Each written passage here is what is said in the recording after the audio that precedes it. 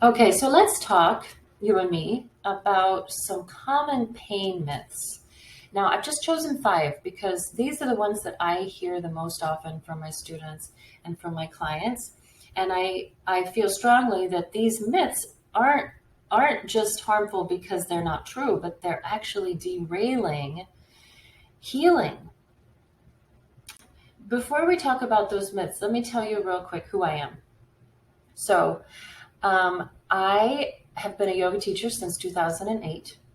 I have the highest level of education that you can have as a yoga teacher, and I'm also incredibly experienced as I've been teaching full time since 2008. That's a really long time.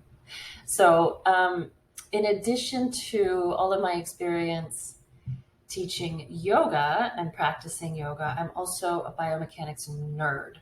So that means that basically I'm just super interested in movement, and not just movement for movement's sake, but I want to know everything about movement from how tissues are responding, even down to a cellular level. So, in addition to being really into yoga, I'm also really into strength, which is why I am a certified personal trainer because I love it all. I love all the movement. And I find that both of these things together are so helpful for my clients because everybody comes in at a different stage. Everybody needs something different. And I have such a vast repertoire to choose from when it comes to fix or finding just the right techniques for each person.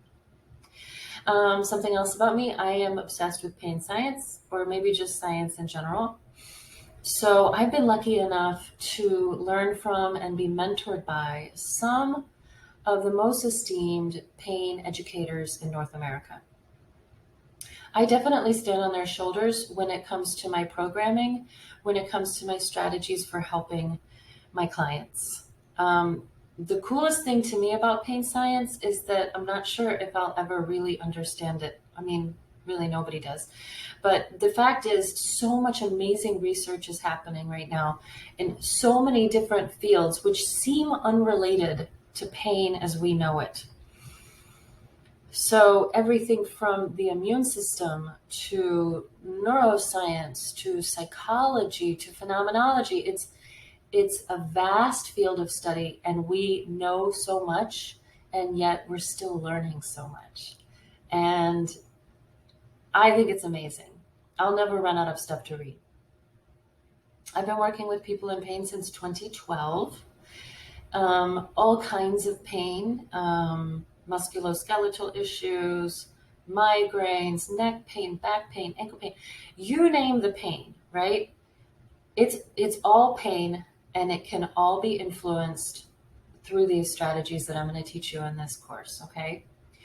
And then finally, I wanted to let you know that I have personal experience with chronic pain. So I have a musculoskeletal issue and it has in the past been extremely disruptive to my life and made me pretty miserable. So I can tell you from experience that this stuff works, but that it takes some real dedication.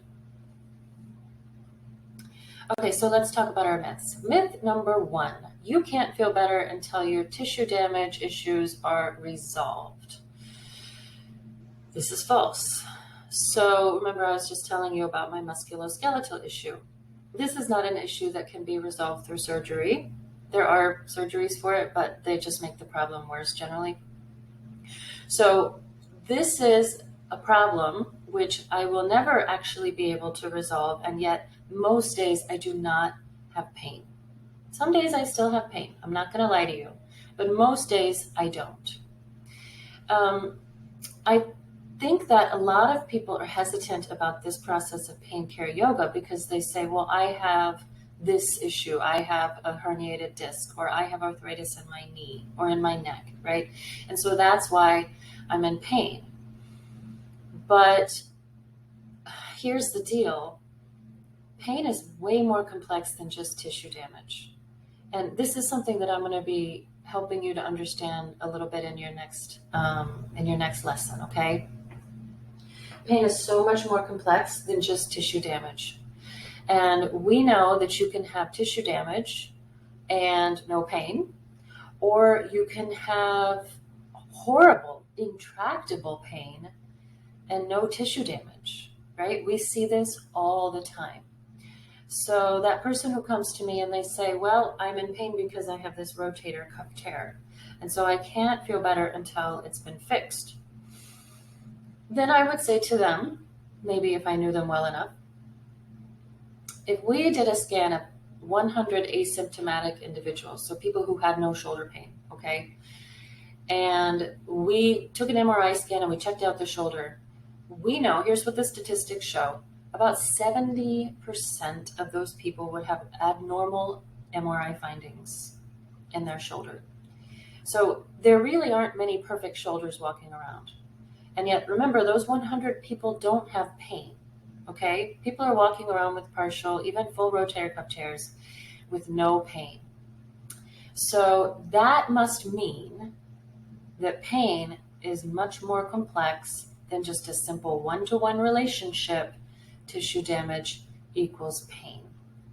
And that's something I'm going to help you understand. Okay, next myth. Tight muscles cause pain. So I had to bring this one up because this is what I hear the most. People think I'm going to go to yoga for my pain and my yoga teacher is going to show me some stretches. And I'm not going to show you any stretches. So I don't actually think, based on the evidence, that stretching is going to be very helpful for most people, although I can definitely use some stretches for people if that seems warranted. The fact is there's really no evidence at all to suggest that muscle stiffness causes pain.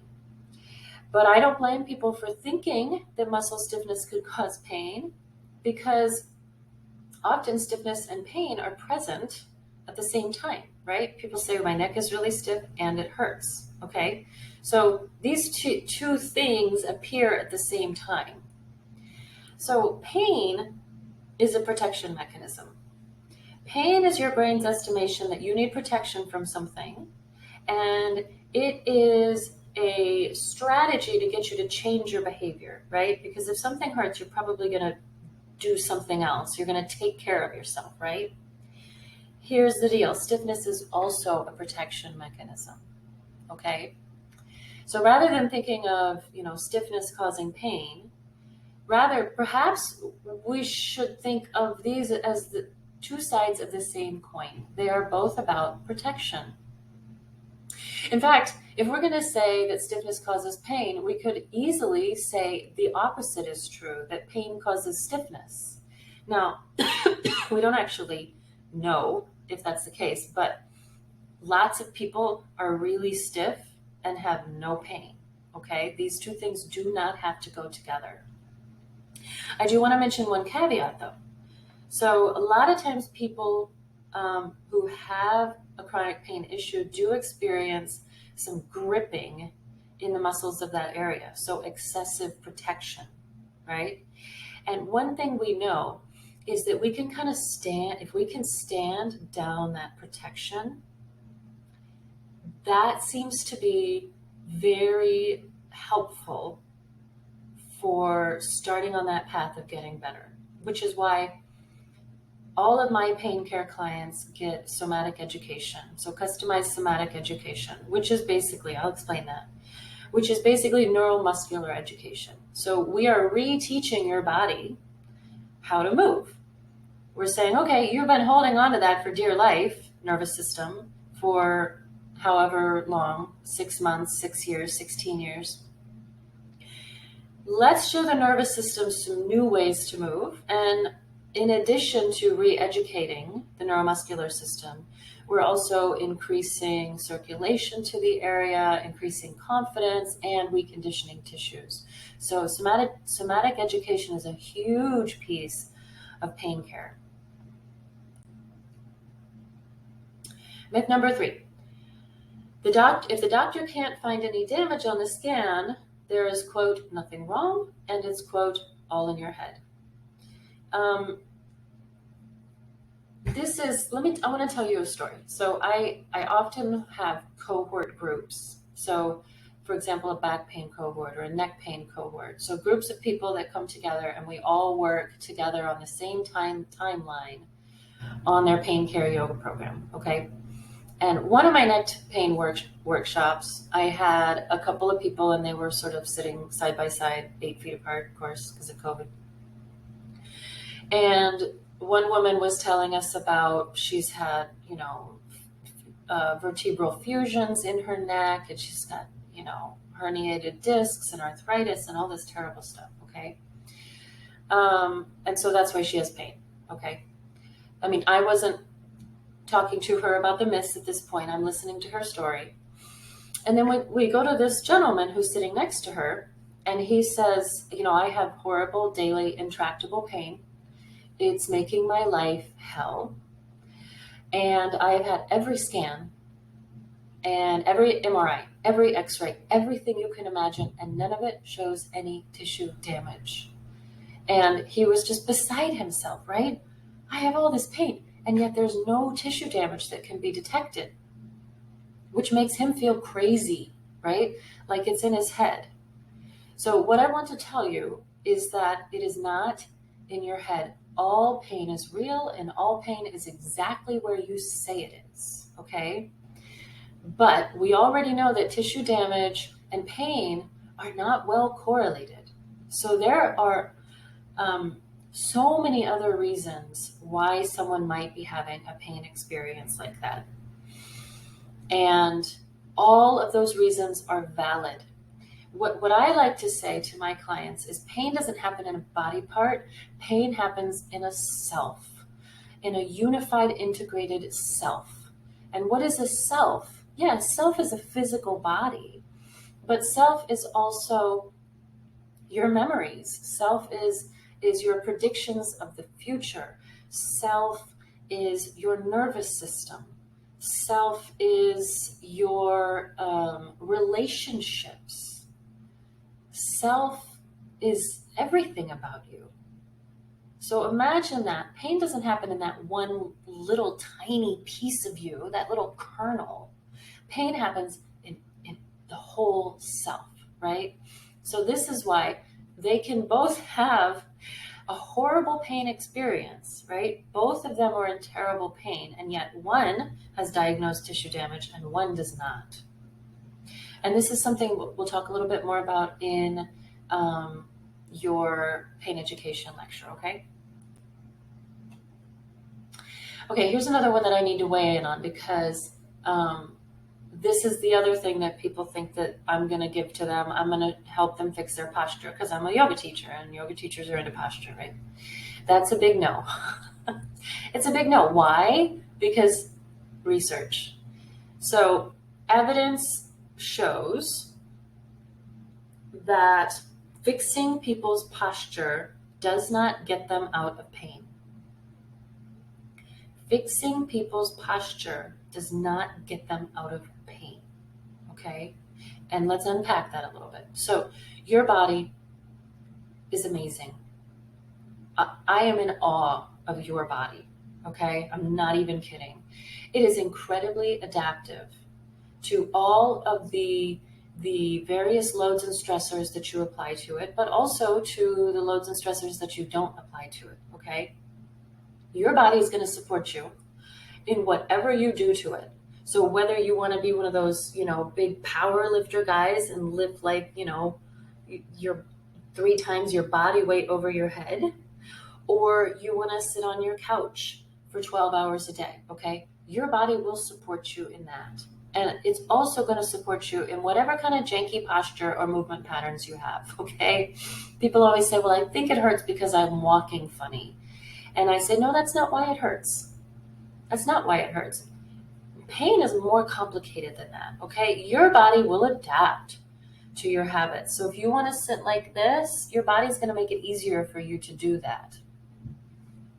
And it doesn't have to cause pain.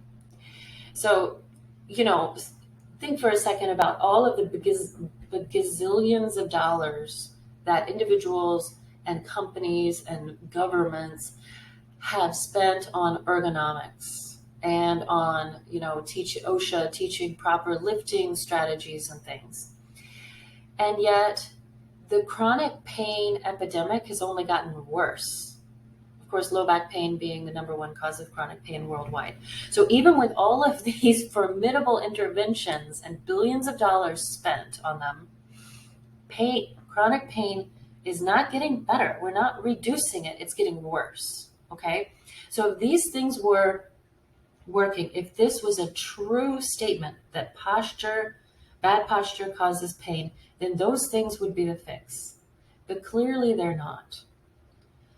So one thing that I see, and the evidence backs me up, is that excessive fixation on the correct posture, on sitting, straight and just perfect, seems to be positively correlated with pain. Okay? So being fixated and hypervigilant on standing just right seems to be correlated with pain. However, research also shows that a healthy adaptive awareness of posture, so not saying, oh, I have to sit like this, but rather just being aware of the body and posture, that seems to help people get better, or even potentially to help people from having chronic pain in the first place, right? So it seems to be preventative. So here's the deal.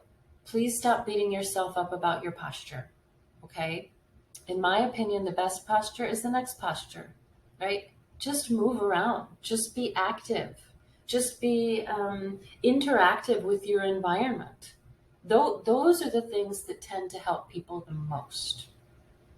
So this picture that's so common, we've all seen these silly pictures, right?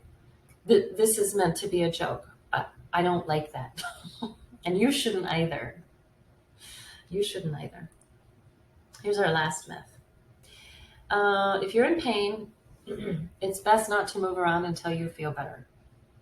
So this is a myth that is going to take some time and some effort to dispel from just the broader cultural zeitgeist, okay? Remember the whole rice, rest, ice, compression, and elevation, right? That everybody's doing. Even the person who created rice walked it back, and he said, I actually don't think that's the best thing to do, but maybe because it's got this nice an acronym, it just is sticking. So what we actually see is that in the case of acute pain, right? So let's say you sprain your knee, okay? In the case of acute pain, a period of rest is important, but not as long as you would think. The best thing to do is incorporate movement as it is tolerated, because that's how the body heals. The body depends on a pretty rich supply of nutrients circulating through the tissues in order to heal. So either to take nutrients in and also to take toxins out to reduce swelling, but also to teach the tissues how you want to use them.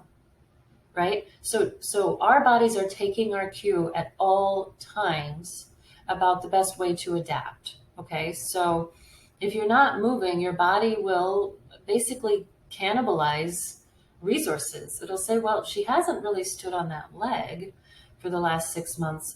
So therefore, let's go ahead and take some of the resources, because, muscles and bone, those are very costly tissues for your body to maintain. So why would it keep maintaining them if you're not using them?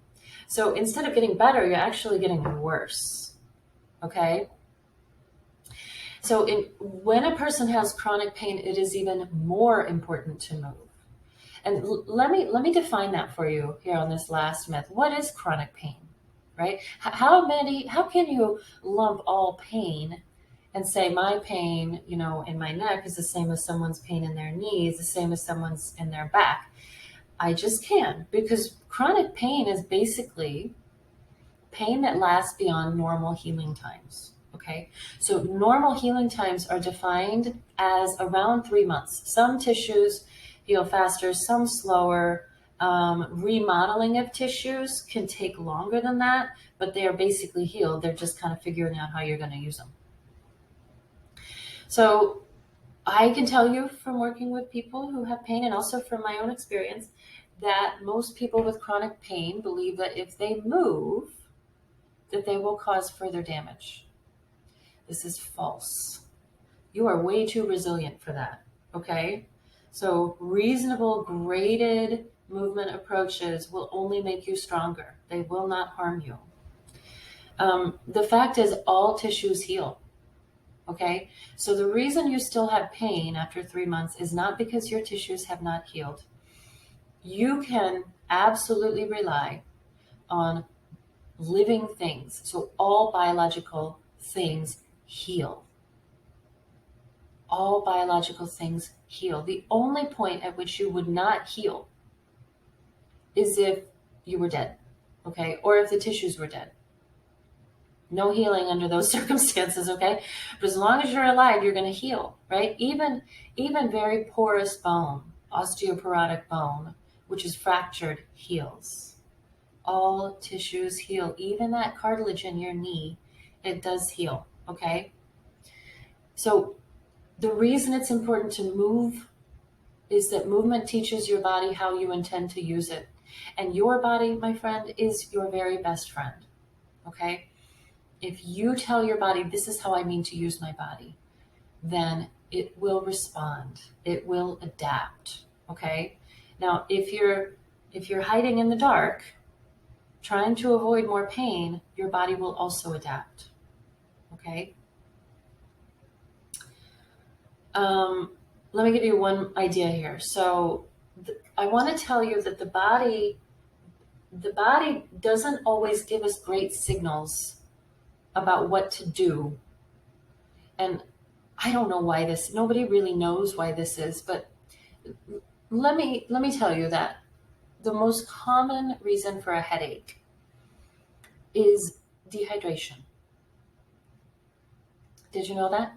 The most common reason for a headache is dehydration, okay?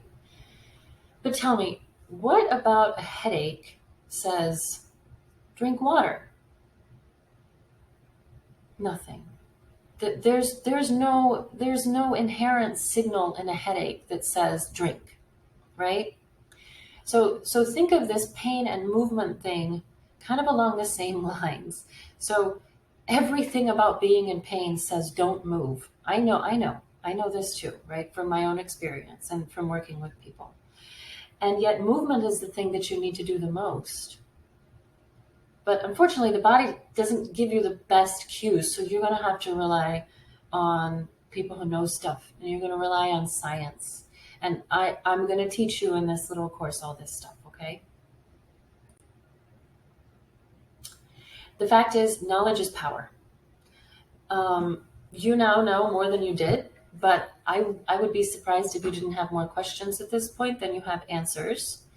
So please know that you're just at the beginning of your pain care journey. There's more to come in your course. And, part of getting better is breaking things down, right? Like, did you ever clean your house?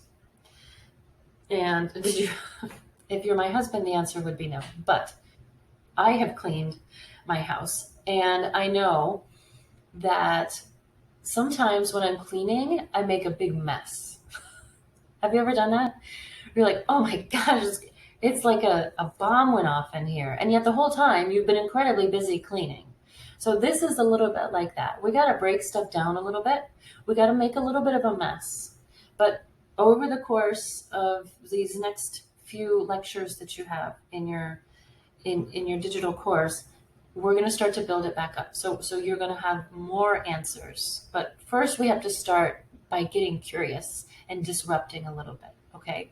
So I really look forward to talking to you next and doing a little pain education.